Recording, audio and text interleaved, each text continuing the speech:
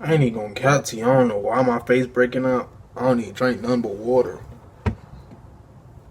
Like, for some reason, it's just breaking out bad. That's crazy.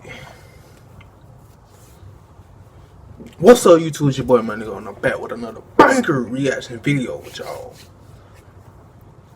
The only way to survive a free falling elevator.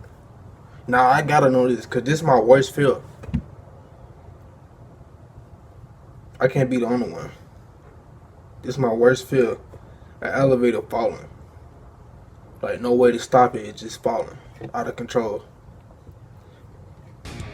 The only way to survive in a free-falling elevator. Okay, this is a fun topic.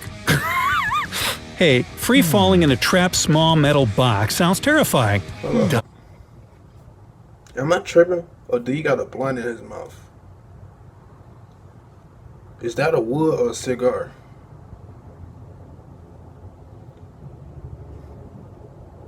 I might be tripping all the game. Even the thought of such a grim situation gives us chills. And you probably wondered what you would do if the elevator cable suddenly snapped. I want to know. Is it even possible to survive such a fall? Any volunteers? I don't see any hands.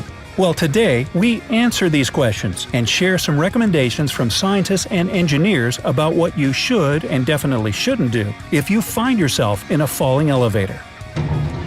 Okay, brace yourself. See, before we get in the video, I know some of y'all, it's not y'all worst fear, but y'all need to know what to do because everybody be in the elevator. Like, if you got a job, if you work, if you going on trips, you in the elevator. So you need to know what to do in this situation. Knowing the society today, you never know what's gonna happen. Like, don't jump. There's a widespread misconception that if you jump a moment before the elevator hits the bottom, you will somehow decrease the impact on your body. Firstly, how are you planning to understand when you should jump? You can't see through metal, can you? Secondly, even if you somehow manage to jump, which is extremely difficult due to being in a free fall, the speed decrease you can hope for is about 2 miles per hour or 3 kilometers per hour. It's definitely not enough to save your life. What is worse... Come on, bro. You telling me when the elevator, right, you jump in. You just keep jumping consistently. You telling me you only taking out 2 miles? I'm jumping hard as I can. You might hurt yourself badly if you hit the ceiling with your head. Jumping is not worth the risk at all. Mythbusters tested this approach. Believe it didn't end well for the dummy inside the elevator. So you can't jump. So what could I do? The next thing not to do, don't stand up straight. Standing up straight and hoping for the best is also not the best idea. Nothing good is coming. What is coming is a weight 10 times larger than that of your own body dropping on your legs at the moment of impact. Now, with all due respect, neither you nor anyone else can survive that. So, now that we're clear of what you should never do in a falling elevator, let's get to the best course of action.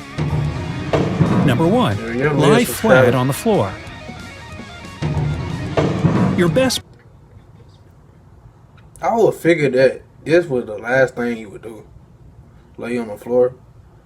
Wouldn't you get a concussion or something like that? Like, what if your body just go flat? Like, and it's like you just falling from a building? Because it's an elevator. An elevator go at a fast pace. The elevator weigh like 10 tons, however much it weigh. So, I thought that was the last thing. Would be to lie flat on your back. This position will help you distribute the force of the impact across your entire body. Yes, your small thin bones will probably snap anyway, though it mostly depends on how high up you were when the cable snapped. But it might help you avoid more serious damage. Or not. Nobody is absolutely certain. It's probably pretty hard to think clearly in such a situation. But you should also remember to cover your head with your hands. When the elevator lands, it will most likely be destroyed. So, protecting your head from debris might save your life. Or not. The problem with lying flat is, well, your brain.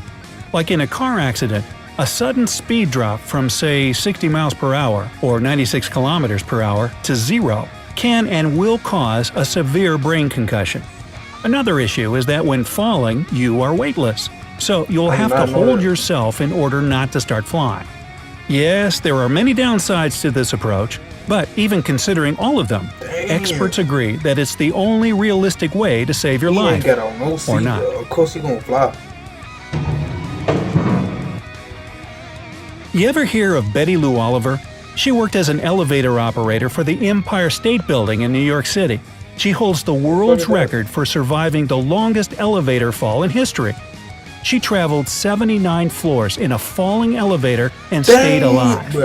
What saved her was 1,000 feet of cable that landed before the elevator did and smoothed out the fall. What's even more shocking, earlier that day, a plane crashed right into the floor Betty worked on. She survived that accident, although 14 of her colleagues didn't. We don't believe there are that many people who are so lucky.